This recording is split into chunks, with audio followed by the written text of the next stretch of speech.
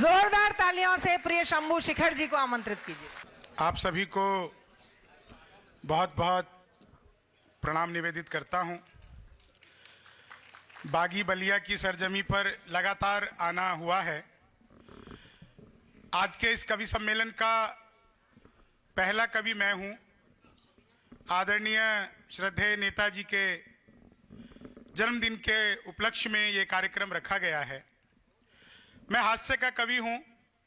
एक बात बहुत अच्छे से जानता हूं, किसी भी बड़े व्यक्तित्व का, किसी भी फरिश्ते का, किसी भी देवता का, किसी भी विजनरी व्यक्ति का इस धरती पर आना भी शुभ होता है और इस धरती से आगे की यात्रा भी शुभ होती है, क्योंकि वो जहाँ जाते हैं वहाँ पर भी वो विजनरी काम ही करते हैं।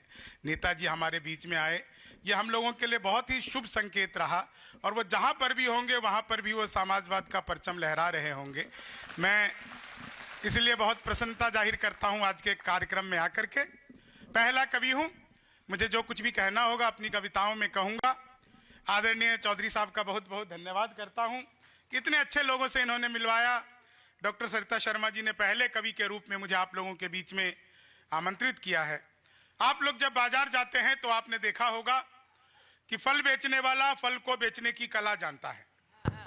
वो सड़े गले फलों को नीचे रखता है और ताजा फल सबसे ऊपर रखता है, जिसे दिखाकर आपको बाकी के फल बेच दिए जाते हैं। आज के कवि सम्मेलन का पहला कवि मैं हूं।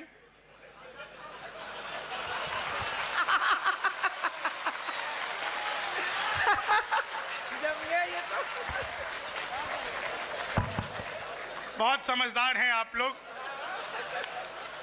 आज एक बहुत अद्भुत घटना घटी। आदरणीय मुख्य अतिथि जी, मैं जब होटल से निकला, क्या बढ़िया होटल, बालियान होटल में हमारे रुकने की व्यवस्था कराई गई थी। मैं जब होटल से बाहर निकला, यहाँ तक आने में दरअसल हम लोग बहुत समय से निकले थे, हमें भी थोड़ा सा लेट हुआ।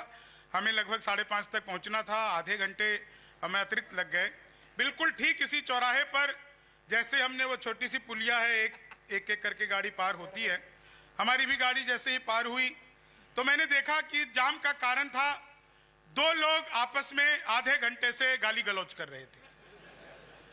आधे घंटे तक जब उनका गाली गलौज नहीं रुका, मुझसे रहा नहीं गया, मैं अपनी गाड़ी से उतरा, मैंने जाकर उनको समझाया, तब मारपीट हुई।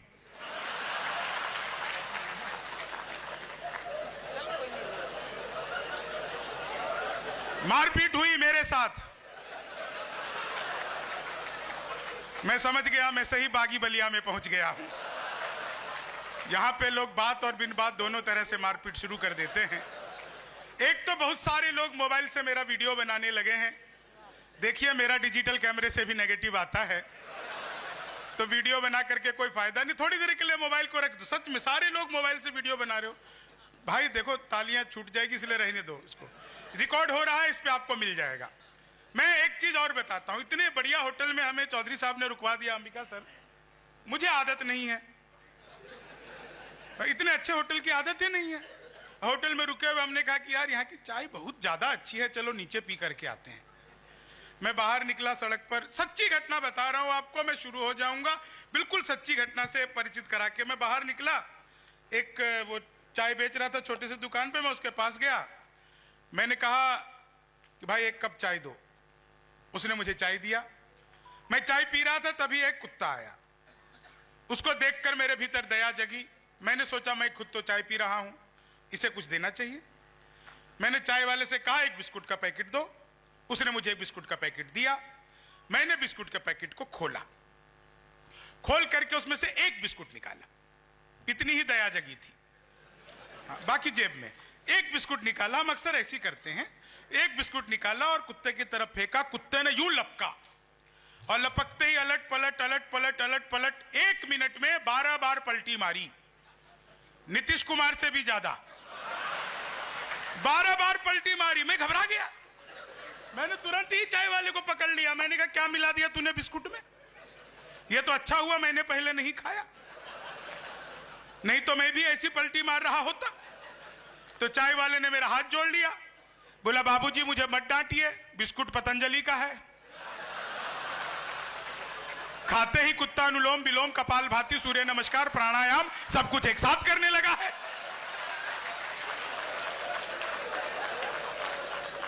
क्या बढ़िया आप लोग हंस रहे हैं, आनंद ले रहे हैं। 4 लाइन सुनाता हूं। देखिए, मैं राजनीति पर टिप्पणियां करता हूं और एक व्यंग अगर मैं बिल्कुल सही तरीके से बिल्कुल नया नया लिखा व्यंग आप लोगों तक पहुंच जाए और बात आपके भी मन की हो जाए और मैं भी अपनी बात कह दूं, तो एक एक व्यक्ति का आशीर्वाद से बिल्कुल नया मुक्तक सुनिएगा। और मुझे बड़ी खुशी है, आदरणीय उदय दादा है, मैं मतलब इनका आशीर्वाद ही मेरे लिए बहुत है। मैं कभी गजलें कहता था, लेकिन अब तो मैं हास्य व्यंग में हूं। आप सुनिएगा साहब, ये 4 लाइन आपको इन 4 लाइनों पे बहुत मजा आएगा। अभी ट्रंप जीते सर, बिल्कुल नहीं 4 लाइन। ट्रंप जीते, जीतने के बाद उन्होंने कहा कि मैं जीता हूं भारत वालों के कारण, भारत के लोगों ने मुझे यहां पर बहुत वोट किया। मैं यहां पर आकर भारतवंशियों का, भारत के लोगों का धन्यवाद करना चाहता हूं। ये ट्रंप ने कहा। ट्रंप ने जैसे ही कहा, मैंने तुरंत 4 लाइनें लिखी कि ट्रंप को क्या करना चाहिए, क्या नहीं करना चाहिए। व्यंग आप लोगों तक पहुंच जाए तो एक एक व्यक्ति की तालियां चाहिए।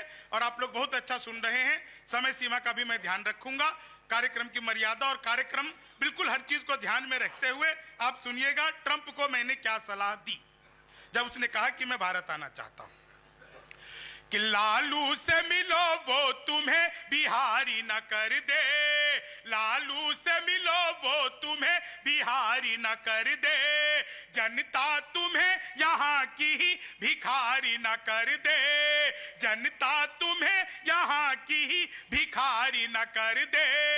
उत्तर प्रदेश आना ट्रंप सोच समझ कर, योगी जी तुम्हें ट्रंप से तिवारी न कर दे, योगी जी तुम्हें ट्रंप से, कब नाम बदल दे पता ही नहीं चले, योगी जी तुम। अब ये 4 लाइन सुनिए, आप लोग बिल्कुल मेरे लायक हो गए हैं। अब ये 4 लाइन बिल्कुल आपको आनंदित करेगी। जो आप लोग रील बना रहे हैं ना, इन रील बनाने वालों का क्या हाल होता है।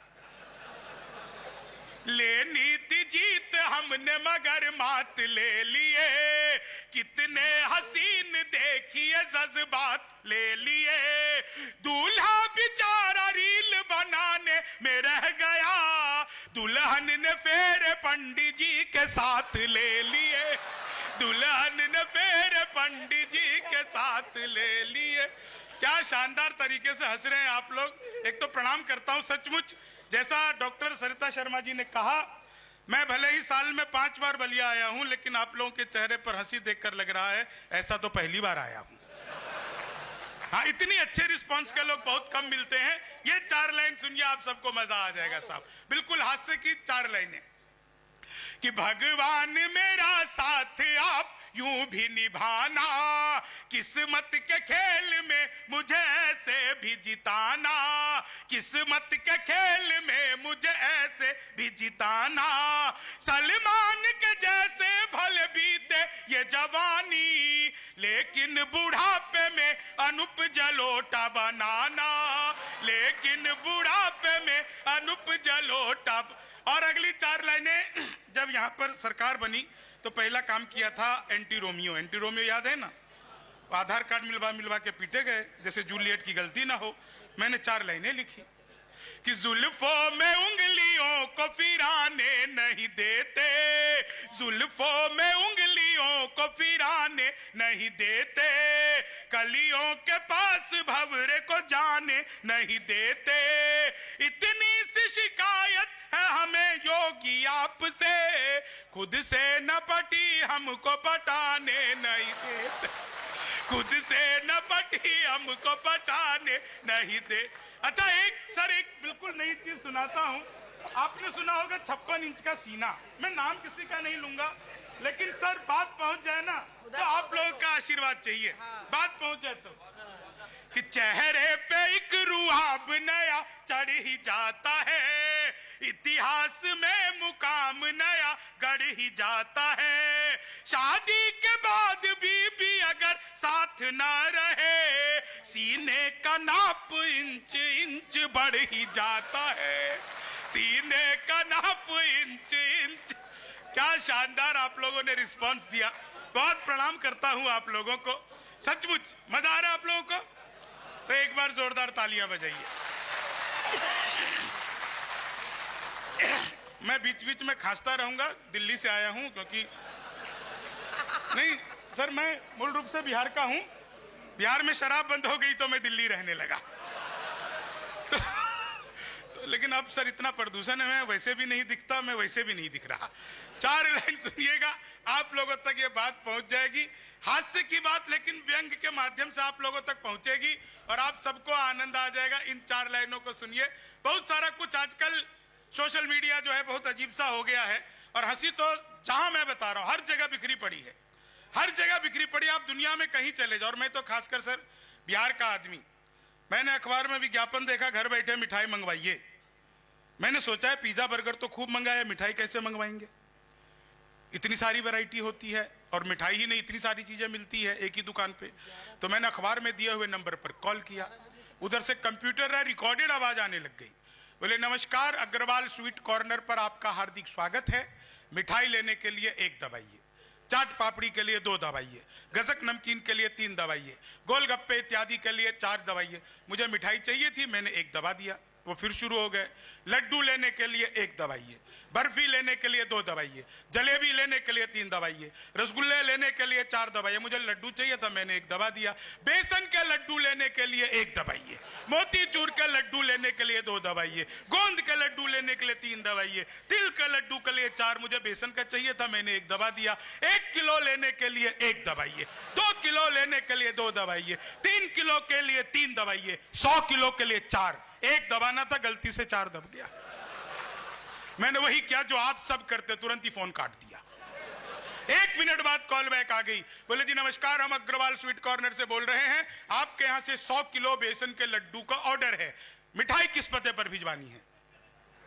मैंने सोचा अरे तो फंस गए, लेकिन बिहारी आदमी फंसता नहीं है, फंसाता भी नहीं है, बीच का रास्ता निकालता है।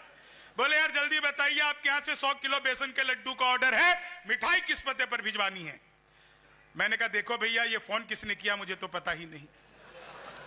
घर में हम 9 भाई हैं, सबसे बड़े वाले से बात करने के लिए 1 दबाइए, उससे छोटे से बात करने के लिए 2 दबाइए, उससे छोटे से बात करने के लिए 3 दबाइए, और जब तक असली वाला ना मिल जाए तब तक दबाते जाइए, दबाते जाइए, दबाते जाइए, दबाते जाइए। आप लोग जोरदार तालियां बजाते जाइए, बजाते जाइए, बजाते जाइए, बजाते जाइए।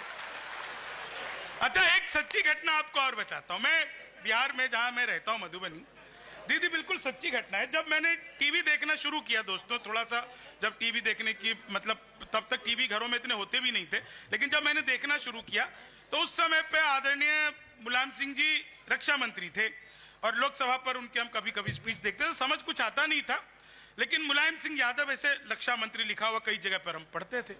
अच्छा, मैं जिस गांव में रहता हूं, बिल्कुल सच बता रहा हूं, तो मेरा गांव जहां से शुरू होता है तो बिल्कुल शुरू होते ही ना 5-6 घर वहां पे यादवों के हैं, बिल्कुल सच बता रहा हूं, शुरू होते ही। तो मैंने एक बार अपने पिताजी से पूछा कि ये शुरू होते ही हमने यादवों का घर गांव में है, ऐसा क्यों है?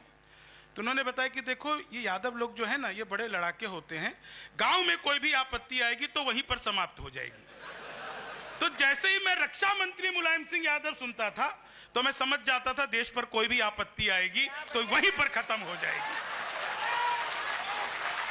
दुनिया में कोई इतना, नेताजी के नाम पर सिर्फ 2 ही लोगों को देश ने चाहा, देश ने स्वीकार किया। एक नेताजी सुभाष चंद्र बोस और एक दूसरे नेताजी मुलायम। इसके अलावा बाकी तमाम लोग, माफ करिएगा मुझे, लेकिन नेता हैं तो बस वही हैं, ये आप सब भी जानते हैं। मैं 4 लाइनें पढ़ता हूं। दुनिया में कोई इतना दुलारा नहीं होगा, मां भारती को इतना भी प्यारा नहीं होगा। देखे हैं हमने सैकड़ों नेताजी यहाँ पर, अपने मुलायम जी सा दोबारा नहीं होगा, अपने मुलायम जी सा दोबारा। चीनी को जमा करके फिर से गन्ना बना दूं। अच्छा, मैं थोड़ा गंभीर क्या हुआ, आप लोग तो हंस गए। मैं तो अद्भुत ही कवि हूं, सच बता रहा हूं। क्लास में अध्यापक आए, बोले कौन बेवकूफ है, खड़ा हो जाए, तो मैं ही खड़ा हो गया। बोले तुम बेवकूफ हो, मैंने कहा नहीं सर, आप अकेले खड़े अच्छे नहीं लगते हो। फिर चीनी को, संस्कृत के अध्यापक आ गए, बोले तमसो माँ ज्योतिर्गमय, इसका हिंदी में अनुवाद करो। मैंने किया, माँ तू सो जा, मैं ज्योति के पास जा रहा हूं। चीनी को जमा करके हिंदी के अध्यापक आ गए। सच बता रहा हूं, बोले माल्यार्पण किसे कहते हैं? सर व्यंग देखिएगा, हिंदी के अध्यापक आए, बोले माल्यार्पण किसे कहते हैं? मैंने कहा जब सरकार हमारी सारी संपत्ति इकट्ठा करके मालिया को अर्पित कर दे। चीनी को जमा करके, धन्यवाद, चीनी को जमा करके, सच बता रहा हूं, हिंदी के अध्यापक फिर आ गए, बोले लड़की में बड़ी की मात्रा की छोटी की? मैंने कहा पहले लड़की दिखाओ। चीनी को जमा, वो हिंदी वाला गया ही नहीं। सच बता रहा हूं, हिंदी वाले बोले आमंत्रण और निमंत्रण में क्या फर्क है? मैंने कहा जो निमंत्रण नीम के पेड़ के नीचे से दिया जाता है उसे निमंत्रण कहते हैं, जो आम के पेड़ के नीचे से दिया जाता है उसे आमंत्रण कहते हैं। चीनी को, मैं देखिए मीडिया के लोग भी हैं, तमाम लोग हैं, मैं तो किसी से डरता घबराता नहीं। सच बता रहा हूं, मोदी जी चले गए थे नासा, वैज्ञानिकों ने 2 मिसाइलें दे दी। मोदी जी ने पूछा मैं क्या करूंगा? वैज्ञानिक बोले सर आपको तो आदत है फेंक देना। कि चीनी को जमा करके, फिर तालियां थोड़ी कमजोर है आपकी, चीनी को जमा करके। ये मंच दरअसल दोस्तों कवि को और आपकी तालियां कवि को इतना ज्यादा हौसला दे देती है। 4 लाइन सुन। हाँ अच्छा, अरे सर कमाल, पिछले दिनों चीते भारत आए थे, याद है ना आपको? चीते भारत आए थे, तो मैंने चीते से पूछा, मैंने कहा तुम यहां आ रहे हो, तुम्हें आते हुए डर नहीं लगा? बोले नहीं, हम वहीं से भाजपा ज्वाइन करके आए हैं। जो भाजपा ज्वाइन कर लेता है वो वॉशिंग पाउडर निरमा हो जाता है, उसे किसी से डर नहीं लगता। कि चीनी को जमा करके, बिल्कुल सच बता रहा हूं, गणित के अध्यापक आ गए, बोले मैंने तुम्हारे पिताजी को 2000 रुपए 6% ब्याज पर 10 दिन के लिए दिए, तो 10 दिन बाद कितना लौटाएंगे? मैंने कहा वो नहीं लौटाएंगे। बोले क्यों, तुम्हारे पिताजी गणित नहीं जानते? मैंने कहा जी आप मेरे पिताजी को नहीं जानते, आज तक एक का नहीं लौटाया। कि चीनी को, गणित वाला गया ही नहीं। बोला दशमलव किसे कहते हैं? मैंने कहा जब लगातार 10वीं बार लव हो जाए। कि चीनी को जमा करके, एक तो बहुत अच्छा लग रहा है, महिलाएं भले ही कम है लेकिन वो हंस रही हैं, घर पर भी ऐसी रहा करो। कि चीनी को नहीं, महिलाओं को खुश करना बहुत मुश्किल काम है। Thank you. देखिए साहब, नदीम साहब तारीफ कर दे, मैं आपको बताऊं, मैंने आज ही इनसे शिकायत की थी। एक बार मुझे ले गए थे लखनऊ के मुशायरे में, मैं इतना जमा कि दोबारा इन्होंने बुलाया ही नहीं। ये सच बात है। और मेरी तो अज़म साहब के साथ में IITs की इतनी यात्राएं रही है, हम लोगों ने इतनी IITs में प्रोग्राम किए, और इतना समृद्ध मंच, ये जी जी ये इतना समृद्ध मंच है सर, इतने सारे कवि और शायरों को आज की तारीख में एक जगह पे जुटाना, ये बहुत बड़ा काम है। मैं जानता हूँ ये सब के सब कवि जो है वो नेताजी के नाम पर उनसे प्यार करने वाले लोग हैं, और इसलिए वो यहाँ पर आकर के अपनी हाजिरी लगा रहे हैं, ये बड़ी बात है। जमुना सर से तो बचपन से ही परिचित हूँ, और इनके क्या शेर होते थे, नदी के तट पे घर जो सियासी लोग बैठ, प्रणाम करता हूँ। और नीलोत्पल को आप सुनेंगे तो आपको आनंद आ जाएगा, लेकिन चीनी को जमा करके, फिर वो तो वहीं अटका हुआ है। नहीं, मैं सच बता रहा हूं आपको, गणित वाला आ गया। हाँ भैया। बोले एक्स की वैल्यू बताओ। मैंने कहा जो हमें छोड़कर चली गई हमारी नजरों में उसकी कोई वैल्यू नहीं है। कि चीनी को जमा, बिल्कुल सच बता रहा हूं, एक लाइन पे हंसी सर, बिल्कुल नया सटायर। एक दिन पत्नी सुबह सुबह बोली आज खाना मैं बनाऊंगी।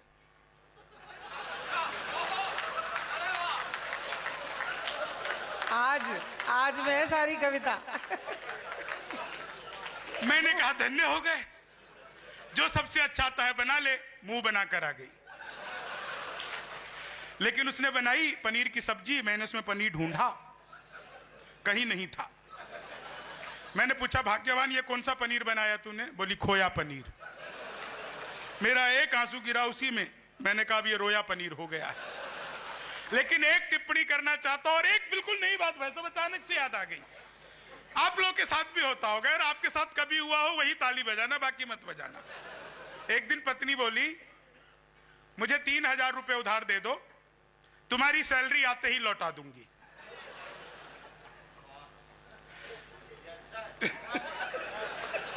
चार लाइन सुनिएगा साहब, क्या बढ़िया आप लोग सुन रहे हैं। कि मनहूस से चेहरों को सदा डांटता हूं मैं, मनहूस से चेहरों को सदा डांटता हूं मैं, गम की बदलियों में भी खुशी छांटता हूं मैं, भाता नहीं मुझको कोई चेहरा उदास सा, बस इसलिए ही सबको हंसी बांटता हूं मैं, बस इसलिए ही सबको हंसी बांटता हूं मैं। बस आप लोग यहाँ पर हंस रहे हैं, एक चीज आप लोगों को बताना चाहता हूं। आज की तारीख में दुनिया में सबसे ज्यादा अमीर या अमीर वो शख्स नहीं है जिसके पास खूब दौलत है। अमीर वो भी नहीं है जिसके बड़े नौकर चाकर, बंगले, खूब मकान, सब कुछ है। आज के वक्त में अमीर वही है जिसके पास हंसने के लिए समय है। क्या बात है। अगर आपके पास आज की तारीख में हंसने के लिए समय है तो आप सोच के चलिए कि दुनिया में आपसे ज्यादा अमीर और कोई हो ही नहीं सकता। एक छंद सुनाकर मैं अपना स्थान लेता हूं कि मित्र मिले हम चार, एक बोला सुन यार, जोश के बिना तो ये जवानी सुनी सुनी है। दूजा बोला जोश से ही काम चलता नहीं है, हौसला जो ना हो तो रवानी सुनी सुनी है। वाह, वाह, वाह। तीजा बोला मैं तो बस एक बात मानता हूं, प्यार के बिना सभी कहानी सुनी सुनी है। मैंने कहा प्यार जोश हौसला सही है पर हंसी ना हो तो ये जिंदगानी सुनी सुनी। वाह वाह। हंसी ना हो तो ये जिंदगानी।